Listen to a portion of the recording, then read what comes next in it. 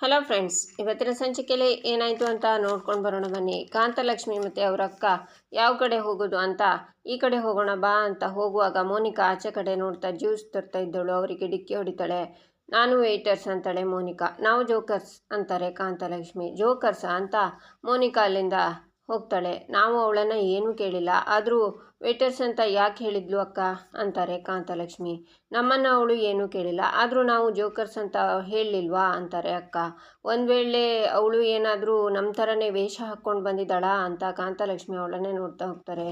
ಈಚೆ ಅನಿಕೇತ್ ಮೀಡಿಯಾದವರನ್ನು ನೋಡ್ತಾನೆ. ಆಗ ಮೀಡಿಯಾದ ನಿಶಿತಾ, ಗೈಸ್ ನ್ಯೂಸ್ ಇದೆ ಬನ್ನಿ ಅಂತ ಅವರನ್ನೆಲ್ಲ ಕರ್ಕೊಂಡು ವಿವೇಕ್ ಹತ್ರ ಬಂದು ಮೈಕನ್ನು ಹಿಡಿದು, ವಿವೇಕ್ ಅವರೇ, ನೀವು ಬೇಕು ಅಂತಲೇ ಮೀಡಿಯಾದವರನ್ನು ಅವಾಯ್ಡ್ ಮಾಡ್ತಿದ್ದೀರಾ ಅಂತಾರೆ.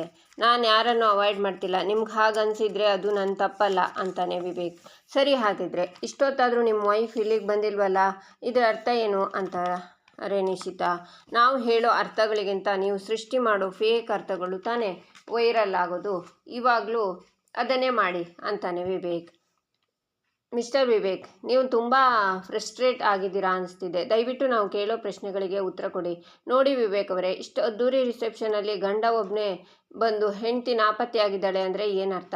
ನೀವು ಹೆಸರಿಗೆ ಮಾತ್ರ ಎಲ್ಲರ ಮುಂದೆ ಮದುವೆಯಾಗಿ ಮುಗ್ಧ ಹೆಣ್ಮಗಳನ್ನ ಪಂಜರದಲ್ಲಿ ಕೂಡ ಹಾಕಿದ್ದೀರಾ ಅಂತ ತಾನೇ ಅರ್ಥ ಅಂತಾರೆ ನಿಶಿತಾ. ಅಕ್ಕ ಕೇಳಿಸ್ಕೊಂಡೆ, ನನ್ನ ಮಗಳನ್ನ ಪಂಜರದಲ್ಲಿ ಕೂಡ ಹಾಕಿಬಿಟ್ಟಿದ್ದಾರಂತ ಅಕ್ಕ. ನನ್ನ ಅಳಿಯಂದ್ರು ಅಷ್ಟೊಂದು ಕೆಟ್ಟವ್ರೇನೆ ಅಂತಾರೆ ಕಾಂತಲಕ್ಷ್ಮಿ. ಕಾಂತ, ಪಾಂಜರದಲ್ಲಿ ಇರೋದಕ್ಕೆ ನಿನ್ನ ಮಗಳು ಏನು ಗಿಳಿನ? ಆ ನಿಶಿತಾ TRPಗೋಸ್ಕರ ಬೆಂಕಿ ಹಚ್ಚಿದ್ದಾಳಷ್ಟೇ ಅಂತಾರೆ ಅಕ್ಕ. ಉತ್ತರ ಕೊಡಿ ವಿವೇಕ್ ಅವರೇ, ಪಬ್ಲಿಕ್ ಜೊತೆ ಎಲ್ಲ ಸತ್ಯನ ತಿಳ್ಕೊಳ್ಳೋ ಹಕ್ಕಿದೆ, ನೀವು ಮಾತಾಡಲೇಬೇಕು. ನಿಮ್ಮ ವೈಫ್ ಎಲ್ಲಿ ಅಂತಾಳೆ ನಿಶಿತಾ. ಆಗ Vivek, stop it, just stop it, ಇದು ನನ್ನ ಪರ್ಸ್ನಲ್ ಮ್ಯಾಟ್ರ್, ಇದರಲ್ಲಿ ನಿಮಗೆ ತಲೆ ಹಾಕೋಕೆ ಯಾವ ಹಕ್ಕು ಇಲ್ಲ. ಗಾಟ್ ಇಟ್ ಅಂತಾನೆ ಕಾಂತಲಕ್ಷ್ಮಿ. ನಿನ್ನ ಅಳಿಯನಿಗೆ ಮೂಗಿನ ತುದಿಲೇ ಕೋಪ, ತಕ್ಕತೈ ಅಂತ ಕುಣಿತಿದ್ದೆ ನೋಡು ಅಂತಾರೆ ಅಕ್ಕ. ಎಲ್ಲೆಲ್ಲ ಬಂದು ಕ್ವಶನ್ ಮಾಡ್ತೀರಾ ನೀವು? ಮದುವೆ ಮನೇಲಿ, ರೋಡಲ್ಲಿ, ಮನೇಲಿ ಬಿಟ್ಟರೆ ಬೆಡ್ರೂಮ್ವರೆಗೂ ಮೈಕು ಕ್ಯಾಮರಾ ಹಿಡ್ಕೊಂಡು ಬರ್ತೀರಾ ಅಲ್ವಾ? ನಿಮ್ಮ ಪ್ರೊಫೆಷ್ನಲ್ ಎಥಿಕ್ಸಾ ಅಂತಾನೆ ವಿವೇಕ್.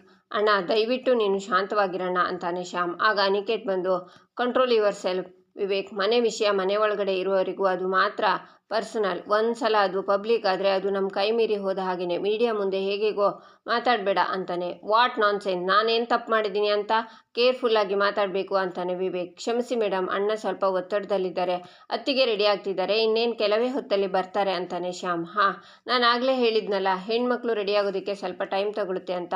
ಹೊಸ ಸೀನ್ ಕ್ರಿಯೇಟ್ ಆಗೋದು ಬೇಡ, ನೀವೇನು ಹೊರಡಿ ಪ್ಲೀಸ್ ಅಂತಾನೆ ಅನಿಕೇತ್.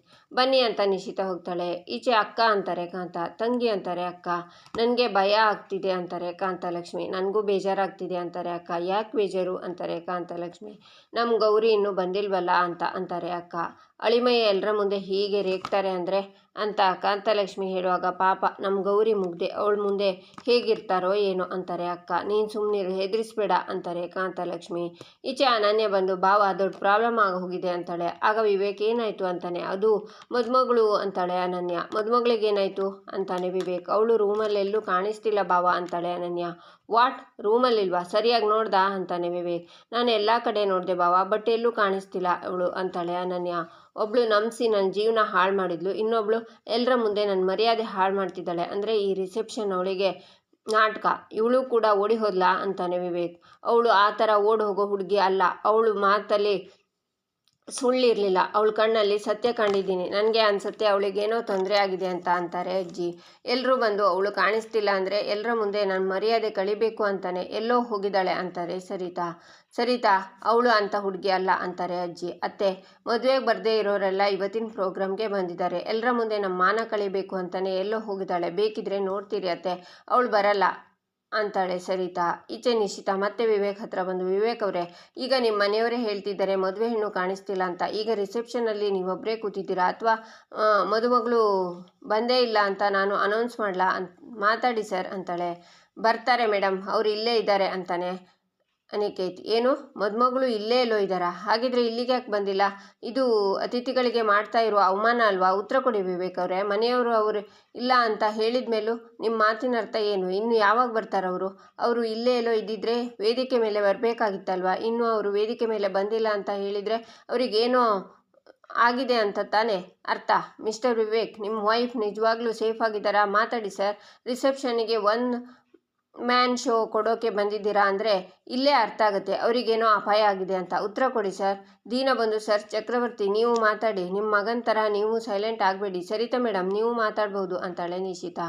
ಮೇಡಮ್ ನಮ್ಮದು ದೀನಾ ಬಂದು ಮನೆತನ. ನಮ್ಮ ಮನೆಗೆ ಬರೋ ಹೆಣ್ಣು ತಾಯಿ ಗರ್ಭದಲ್ಲಿ ಎಷ್ಟು ಸೇಫ್ ಆಗಿರ್ತಾಳೋ ಅಷ್ಟೇ ಸೇಫ್ ಆಗಿರ್ತಾಳೆ ಅಂತಾನೆ ಶ್ಯಾಮ್. ಪಂಚ್ ಡೈಲಾಗ್ ಓಕೆ, ಆದರೆ ಗೌರಿ ಎಲ್ಲೋ ಅನ್ನೋ ಪ್ರಶ್ನೆಗೆ ಉತ್ತರ ಇಲ್ಲ. ಯಾಕೆ ಹೇಳಿ ಸರ್, ಗೌರಿ ಎಲ್ಲಿ ಅಂತಾಳೆ ನಿಶಿತಾ. ಅಲ್ಲಿ ನೋಡಿ ಅಂತಾನೆ ಶ್ಯಾಮ್. ಆಗ ಗೌರಿ ರೆಡಿಯಾಗಿ ಬರ್ತಾಳೆ. ಎಲ್ಲರೂ ಶಾಕ್ನಿಂದ ಅವಳನ್ನೇ ನೋಡ್ತಾರೆ. ಆಗ ನಿಶಿತಾ ಓಡಿ ಹೋಗಿ, ಗೌರಿಯವರೇ ನೀವು ಬರೋದಕ್ಕೆ ಏನಕ್ಕೆ ತಡ ಆಯಿತು? ಏನಾದರೂ ಮಾತಾಡ್ಬೋದಾ? ನಮ್ಮ ಆಡಿಯನ್ಸ್ ಕಾಯ್ತಿದ್ದಾರೆ, ಏನಾದರೂ ಹೇಳ್ಬೋದಾ ನೀವು ಅಂತಾಳೆ. ಕಾಂತಲಕ್ಷ್ಮಿ, ನಮ್ಮ ಗೌರಿ ಬರ್ತಿದ್ದಾರೆ ನೋಡೆ ಎಷ್ಟು ಚೆನ್ನಾಗಿ ಕಾಣಿಸ್ತಿದ್ದಾಳೆ ಅಂತಾರೆ. ಅಕ್ಕ ನನಗೆ ಕಾಣಿಸ್ತಿಲ್ಲ ಅಕ್ಕ ಅಂತಾರೆ ಕಾಂತಲಕ್ಷ್ಮಿ. ಅಯ್ಯೋ ಹುಚ್ಚಿ, ಕಣ್ಣು ಒರೆಸ್ಕೊಂಡು ನೋಡು, ನಮ್ಮ ಗೌರಿ ಮಹಾರಾಣಿ ಥರ ಕಾಣಿಸ್ತಿದ್ದಾಳೆ ಕಣೆ ಅಂತಾರೆ ಅಕ್ಕ. ಅಕ್ಕ ನಾನು ನನ್ನ ಮಗಳಿಗೆ ಏನೇ ಅನ್ಯಾಯ ಮಾಡಿದ್ರು ಆ ದೇವ್ರು ಮಾತ್ರ ಅವಳ ಕೈ ಹಿಡಿದಿದ್ದಾನೆ ನೋಡಕ್ಕ ಗೌರಿ ಅಂತ ಮುಂದೆ ಹೋಗ್ತಾರೆ ಕಾಂತ. ನಿಂತ್ಕೋ ಅಕ್ಕ, ನಾವಿಲ್ಲಿ ಜೋಕರ್ಸ್ ಅಷ್ಟೇ ಕಣೆ, ಏನೇ ಹರಿಸೋದಿದ್ರು ದೂರದಿಂದನೇ ನಿಂತು ಹರಿಸ್ಬೇಕು ಅಷ್ಟೇ ಅಂತಾರೆ. ಗೌರಿ ಬಂದು ತಾತ ಅಜ್ಜಿ ಕಾಲಿಗೆ ನಮಸ್ಕಾರ ಮಾಡ್ತಾಳೆ. ಹೋಗು ಗೌರಿ, ಅತ್ತೆ ಮಾವನ ಆಶೀರ್ವಾದ ತಗೊಂಡು ವಿವೇಕ್ ಪಕ್ಕ ನಿಂತ್ಕೊ ಅಂತಾರೆ ತಾತ. ಆಗ ಗೌರಿ ಮಾವನ ಕಾಲಿಗೆ ನಮಸ್ಕಾರ ಮಾಡ್ತಾಳೆ. ಗಾಡ್ ಬ್ಲೆಸ್ ಯು ಮಗಳೇ ಅಂತಾರೆ ಮಾವ. ಅತ್ತೆ ಕಾಲಿಗೆ ನಮಸ್ಕಾರ ಮಾಡಿದರೆ ಅವ್ರು ಹಿಂದೆ ಹೋಗ್ತಾರೆ. ನಂತರ ಗೌರಿ ವಿವೇಕ್ ಪಕ್ಕ ಬಂದು ನಿಂತ್ಕೊಂಡು, ಏನು ಬರಲ್ಲ ಅಂತ ಅಂದ್ಕೊಂಡ್ರಾ ಅಂತಾಳೆ. ಎಲ್ಲರ ನಂಬಿಸಿ ಓಡಿ ಹೋದೆ ಅಂತ ಅಂದ್ಕೊಂಡೆ ಅಂತಾನೆ ವಿವೇಕ್. ಎಲ್ಲರ ಮುಂದೆ ಮರ್ಯಾದೆ ಕಳೆಯೋ ಕೆಲಸ ನಾನು ಮಾಡಲ್ಲ ಅಂತಾಳೆ ಗೌರಿ. ಮೊನ್ನೆ ತಲೆ ಮೇಲೆ ಮುಸ್ಕ ಹಾಕ್ಕೊಂಡು ಬಂದಾಗಲೇ ಗೊತ್ತಾಯಿತು ನೀನು ನಿನ್ನ ಮನೆಯವರು ಏನು ಅಂತ ಅಂತಾನೆ ವಿವೇಕ್. ನೋಡಿ, ನೀವೆಷ್ಟೇ ನಮ್ಮ ಕುಟುಂಬಕ್ಕೆ ಅವಮಾನ ಮಾಡಿದ್ರು ನಾನು ನಿಮ್ಮ ಕುಟುಂಬದ ಮರ್ಯಾದೆನ ತೆಗೆಯಲ್ಲ ಅಂತಾಳೆ ಗೌರಿ. ನೀನು ಮರ್ಯಾದೆ ಉಳಿಸಿರೋದೆಲ್ಲ ಗೊತ್ತು ಬಿಡು, ನಿನ್ನಿಂದ ಏನೂ ಆಗಬೇಕಾಗಿದ್ದಿಲ್ಲ ಅಂತಾನೆ ವಿವೇಕ್. ಹಾಗಿದ್ರೆ ನನಗೆ ಇಲ್ಲೇನು ಕೆಲಸ, ಹೋಗ್ತೀನಿ ಬಿಡಿ ಅಂತಾಳೆ ಗೌರಿ. ಆಗ ವಿವೇಕ್ ಅವಳ ಕೈನ ಹಿಡ್ಕೋತಾನೆ. ಎಲ್ಲಿಗೆ ಹೋಗ್ತಿದ್ಯಾ, ಇಲ್ಲೇ ಸುಮ್ಮನೆ ನಿಂತ್ಕೋ ಅಂತ ಸ್ಮೈಲ್ ಮಾಡ್ತಾನೆ ವಿವೇಕ್. ಇಷ್ಟು ಹೊತ್ತು ನನ್ನ ವೈಫ್ ಬಂದಿಲ್ಲ ಅಂತ ಟಾರ್ಚರ್ ಕೊಡ್ತಾ ಇದ್ರಲ್ಲ, ಈಗ ಸರಿಯಾಗಿ ನೋಡ್ಕೊಳ್ಳಿ, ಇನ್ಮೇಲೆ ಈ ವಿಷಯವಾಗಿ ಯಾರು ಏನು ಮಾತಾಡಬಾರ್ದು. ಮಾತಾಡಿದರೆ ಅಂತಾನೆ ವಿವೇಕ್. ರೀ, ಅವರು ನಿಮ್ಮ ಮನೆ ಕೆಲಸದವರಲ್ಲ, ಸ್ಟೋರ್ ರೂಮಲ್ಲಿರೋರು ಅಲ್ಲ, ಇವರು ಮೀಡಿಯಾದವರು, ಸ್ವಲ್ಪ ಹುಷಾರಾಗಿ ಮಾತಾಡಿ ಅಂತಾಳೆ ಗೌರಿ. ಸರ್ ನಿಮ್ಮಿಬ್ಬರದ್ದು ಫೋಟೋ ಬೇಕಿತ್ತು, ಹತ್ರ ನಿಂತ್ಕೊಳ್ಳಿ, ಅವ್ರ ಹತ್ರ ನಿಲ್ಲಿಸಿ, ಸ್ಮೈಲ್ ಮಾಡಿ ಸರ್, ನೀವು ಸ್ವಲ್ಪ ಸ್ಮೈಲ್ ಮಾಡಿ ಮೇಡಮ್, ಅವರಿಗೂ ಹೇಳ್ಕೊಡಿ ಅಂತಾನೆ ಫೋಟೋಗ್ರಾಫರ್. ಫೋಟೋ ಅಂದರೆ ನಗಬೇಕು ಸರ್, ಹಿಂಗೆ ಮಂಕಿ ಥರ ಮುಖ ಮಾಡಿದರೆ ಫೋಟೋ ಚೆನ್ನಾಗಿರುತ್ತಾ ಅಂತಾಳೆ ಗೌರಿ. ಆಗ ವಿವೇಕ್ ನಗ್ತಾನೆ. ಇಷ್ಟೊಂದು ಹಲ್ಲು ತೋರಿಸಿ ನಗೋದಕ್ಕೆ ನಾವು ಡೆಂಟಿಸ್ಟ್ ಹತ್ರ ಬಂದಿಲ್ಲ, ನಾವು ರಿಸೆಪ್ಷನಲ್ಲಿದ್ದೀವಿ, ನೆನಪಿರಲಿ ಅಂತಾಳೆ ಗೌರಿ. ಅತಿಯಾಯಿತು ನಿಂದು ಅಂತಾನೆ ವಿವೇಕ್. ಮೀಡಿಯಮ್ ಮುಖ ಗಂಟು ಹಾಕ್ಕೋಬೇಡಿ ಅಂತಾಳೆ ಗೌರಿ. ಸರ್ ಸ್ವಲ್ಪ ಹತ್ರ ಬನ್ನಿ ಅಂತಾನೆ ಫೋಟೋಗ್ರಾಫರ್. ಆಗ ಇಬ್ಬರು ಹತ್ರ ಬರ್ತಾರೆ. ಎಸ್ ಸರ್ ಪರ್ಫೆಕ್ಟ್ ಅಂತಾನೆ ಫೋಟೋಗ್ರಾಫರ್. ನಂತರ ಗೌರಿ, ಕನ್ನಡಿ ಇದ್ರೆ ನೋಡ್ಕೊಳ್ಳಿ, ಬಾಡಿಲಿರೋ ಅಷ್ಟು ನರಗಳು ಮುಖದ ಮೇಲೆ ಬಂದು ಗಂಟು ಹಾಕಿವೆ, ಎಲ್ಲರೂ ಬಂದರು ನಗಬೇಡಿ, ಮಕ್ಕಳು ಬಂದರೂ ನಗಬೇಡಿ ಅಂತಾಳೆ ಗೌರಿ. ಯಾಕೆ ಅಂತಾನೆ ವಿವೇಕ್. ನಿಮ್ಮನ್ನು ನೋಡಿ ಹೆದರ್ಕೋತವೆ ಅಂತಾಳೆ ಗೌರಿ. ಈಚೆ ಅನಿಕೇತ್ ಅನನ್ಯ, ಮಾಮ್ ಎಲ್ಲಿ ಅಂತಾನೆ. ಮಾಮ್ ರೂಮಲ್ಲಿದ್ದಾರೆ ಬ್ರೋ, ಅವರಿಗೆ ಆಚೆ ಬರೋದಕ್ಕೆ ಶೇಮ್ ಆಗುತ್ತಂತೆ, ಅತ್ತೆ ಹೊಡೆದಿರೋದು ಮಾಮ್ ಮನಸ್ಸಿಂದ ಹೋಗಿಲ್ಲ ಅಂತಾಳೆ ಅನನ್ಯ. ಅವಮಾನ ಆಯಿತು ಅಂತ ರೂಮಲ್ಲಿ ಕೂತ್ರೆ ಆಗುತ್ತಾ, ಅವಮಾನ ಮಾಡಿದವರಿಗೆ ಸರಿಯಾಗಿ ಮಾಡಬೇಕು, ಇವರಿಗೆಲ್ಲ ಹೇಗೆ ಬುದ್ಧಿ ಕಲಿಸ್ಬೇಕು ಅಂತ ನನಗೆ ಚೆನ್ನಾಗಿ ಗೊತ್ತು, ನೀನು ಹೋಗಿ ಮಾಮ್ನ ಕರ್ಕೊಂಡು ಬಾ ಹೋಗು ಅಂತಾನೆ ಅನಿಕೇತ್. ಅನನ್ಯ ಹೋಗ್ತಾಳೆ. ಮೋನಿಕಾ ಅನನ್ಯ ಎದುರುಗಡೆ ಬರ್ತಾಳೆ. ಅನನ್ಯ ಅವಳನ್ನೇ ನೋಡ್ತಾಳೆ. ಇವಳ ಹೀಗೆ ನೋಡ್ತಿದ್ದಾಳೆ, ನನ್ನ ಕಣ್ಣು ಹಿಡಿದ್ಬಿಟ್ಲ ಹೇಗೆ ಅಂತಾಳೆ ಮೋನಿಕಾ. ಅಲ್ಲ, ಜ್ಯೂಸನ್ನು ಕೈಯಲ್ಲಿ ಹಿಡ್ಕೊಂಡು ಯಾರಿಗೂ ಕೊಡದೆ ಪಾರ್ಟಿ ಹಾಲಲ್ಲಿ ಜಾಗಿಂಗ್ ಮಾಡ್ತಿದ್ಯಲ್ಲ, ಯಾಕೆ ಫಸ್ಟ್ ಆಫ್ ಆಲ್ ನಿನಗೆ ಸರ್ವರ್ ಕೆಲಸ ಕೊಟ್ಟಿದ್ಯಾರು ಅಂತಾಳೆ ಅನನ್ಯ. ಸಾರಿ ಮೇಡಮ್, ಗೆಸ್ಟ್ ಇರೋ ಕಡೆನೇ ಹೋಗ್ತಿದ್ದೆ, ಈಗಲೇ ಕೊಡ್ತೀನಿ ಅಂತ ಅನನ್ಯ ಹೋಗುವಾಗ, ವೆಯ್ಟ್ ನಿನ್ನೆ ಎಲ್ಲೋ ನೋಡಿದ ಹಾಗಿದೆಯಲ್ಲ, ನಿನ್ನ ಕಣ್ಣಲ್ಲಿ ಎಲ್ಲೋ ನೋಡಿದ್ದೀನಿ ಅಂತಾಳೆ ಅನನ್ಯ. ಅದು ಮೇಡಮ್, ಲಾಸ್ಟ್ ಇಯರ್ ನಿಮ್ಮ ಕಂಪ್ನೀಲಿ 100 years ಸೆಲೆಬ್ರೇಷನ್ ಆಯ್ತಲ್ಲ, ಅಲ್ಲೂ ಕೂಡ ನಾನೇ ವೇಟರ್ಸ್ ಆಗಿದ್ದೆ, ಮೋಸ್ಟ್ಲಿ ಅಲ್ಲಿ ಕೂಡ ನನ್ನ ನೋಡಿದ್ರಿ ಅನಿಸುತ್ತೆ ಅಂತಾಳೆ ಮೋನಿಕಾ. ಅಷ್ಟು ಜನರ ಮಧ್ಯೆ ನಾನಿನ್ನ ಕಣ್ಣನ್ನು ನೆನ್ಪಿಟ್ಕೊಂಡಿದ್ದೀನಿ ಅಂದರೆ ನನ್ನ ಮೆಮೊರಿ ಪವರ್ ವಾವ್ ಅಂತಾಳೆ ಅನನ್ಯ. ಸೂಪರ್ ಮೇಡಮ್ ಅಂತಾಳೆ ಮೋನಿಕಾ. ಅನನ್ಯ ಅಲ್ಲಿಂದ ಹೋಗ್ತಾಳೆ. ಈಚೆ ಕಾಂತಲಕ್ಷ್ಮಿ, ಅಕ್ಕ ಅಂತಾರೆ. ಹೋಗೋಣವಾ ಅಂತಾರೆ ಅಕ್ಕ. ಹಾಗೆ ಹೇಳಿಲ್ಲ ನೋಡಕ್ಕ, ನನ್ನ ಮಗಳನ್ನ ಇಷ್ಟು ದೊಡ್ಡ ಮನೆಗೆ ಸೊಸೆಯಾಗಿ ಬಂದಿದ್ದಾಳೆ, ಗೌರಿ ಎಲ್ರಿಗೂ ಒಳ್ಳೆಯದನ್ನೇ ಬಯಸ್ತಾಳೆ, ಅದಕ್ಕೆ ದೇವರು ಅವಳ ಕೈ ಹಿಡಿದಿದ್ದಾನೆ, ಖುಷಿಯಾಗಿರು ತಾಯಿ ಅಂತಾರೆ ಕಾಂತಲಕ್ಷ್ಮಿ. ಈಚೆ ಅಜ್ಜಿ, ರೀ ನಮ್ಮ ವಿವೇಕ್ಗೆ ಮೋನಿಕಾ ಜೊತೆ ಮದುವೆ ಆಗದೆ ಹೋಗಿದ್ದು ಒಳ್ಳೆಯದಾಯಿತು ಅನಿಸುತ್ತೆ, ಅದಕ್ಕೆ ಈ ರೀತಿ ದೇವತೆ ಥರ ಗೌರಿ ಮನೆಗೆ ಬಂದಿದ್ದಾಳೆ ಅಂತಾರೆ. ನಿಜ ಅತ್ತೆ, ಗೌರಿಗಿರೋ ಆ ತಾಳ್ಮೆ ಈಗಿನ ಕಾಲದ ಹೆಣ್ಮಕ್ಳಿಗೆ ನೋಡೋದು ಅಪರೂಪ ಆಗಿ ಹೋಗಿದೆ ಅಂತಾರೆ ವಿವೇಕ್ ಚಿಕ್ಕಮ್ಮ. ಅವಳ ಸಂಸ್ಕಾರನೇ ಅವಳಿಗೆ ಭೂಷಣ ಅಂತಾರೆ ತಾತ. ಹೌದು ಅಪ್ಪಾಜಿ, ನಮ್ಮ ವಿವೇಕ ಅದೃಷ್ಟವಂತ, ಇಲ್ಲದೇ ಇದ್ದಿದ್ರೆ ಇಂಥ ಸೊಸೆ ನಮ್ಮನೆಗೆ ಬರ್ತಿರ್ಲಿಲ್ಲ ಅಂತಾರೆ ಚಕ್ರವರ್ತಿ. ಆಗ ವಿವೇಕ್ ಚಿಕ್ಕಪ್ಪ, ಹೌದು ಆ ಮೋನಿಕಾ ಅನ್ನುವಾಗ ಸ್ವಲ್ಪ ಬಾಯಿ ಮುತ್ತೀರಾ? ಮೋನಿಕಾ ಅಂತೆ, ಮೋನಿಕಾ ಅವಳು ಮಾಡಿ ಹೋಗಿರೋದನ್ನು ಮರ್ತ್ಬಿಟ್ರಾ ಅಂತಾರೆ ಸರಿತಾ. ಈಗೇನು ಮೋನಿಕಾ ಹೆಸರು ಹೇಳಿದ್ದಕ್ಕೆ ಸಿಟ್ಟು ಬಂತಾ, ಗೌರಿನ ಹೊಗಳಿದ್ದಕ್ಕೆ ಸಿಟ್ಟು ಬಂತಾ ಅಂತಾರೆ ಅಜ್ಜಿ. ಎರಡಕ್ಕೂ ಅತ್ತೆ ಅಂತಾಳೆ ಸರಿತಾ. ಅವಳನ್ನು ಸರಿಯಾಗಿ ನೋಡು, ಆಗ ನಿನಗೆ ಗೊತ್ತಾಗುತ್ತೆ. ಬಂದಿರೋ ಅತಿಥಿಗಳಿಗೆ ಕಾಲು ಮುಟ್ಟಿ ನಮಸ್ಕಾರ ಮಾಡ್ತಿದ್ದಾಳೆ, ಎಂಥ ಸಂಸ್ಕಾರ ಅವಳದ್ದು ಅಂತಾರೆ ಅಜ್ಜಿ. ಸಂಸ್ಕಾರ ಅನ್ನೋದು ರಕ್ತದಲ್ಲೇ ಇರಬೇಕು ಶಾರದಾ, ಅದು ಈ ಮುಖದಲ್ಲೇ ಕಾಣ್ತಿದೆ ಅಂತಾರೆ ತಾತ. ಸರ್, ಊಟ ಮಾಡ್ಕೊಂಡೇ ಹೋಗಿ ಅಂತಾಳೆ ಗೌರಿ. ಸಾಕು ಮಾಡು ನಿನ್ನ ನಾಟಕ, ಕಾಲಿಗೆ ಬೀಳೋಕೆ ಇದು ಹಳ್ಳಿ ಅಲ್ಲ ಸಿಟಿ ಅಂತಾನೆ ವಿವೇಕ್. ಕಾಲಿಗೆ ಬೀಳೋಕೆ ಹಳ್ಳಿ ಸಿಟಿ ಅಂತ ಏನಿರಲ್ಲ. ನಿಮಗೆ ಸಂಸ್ಕಾರ ಸ್ಪೆಲ್ಲಿಂಗ್ ಗೊತ್ತಿಲ್ಲ ಅಂದರೆ ಕೇಳಿ, ನಾನು ಹೇಳ್ಕೊಡ್ತೀನಿ ಅಂತಾಳೆ ಗೌರಿ. ಈಚೆ ಮೋನಿಕಾ ಗೌರಿನ ನೋಡ್ತಾ ಇರುವಾಗ ಗೌರಿ ಬೀಳೋಕ್ಕೆ ಶುರು ಆಗ್ತಾಳೆ. ಆಗ ವಿವೇಕ್ ಕೈನ ಹಿಡ್ಕೊತಾನೆ.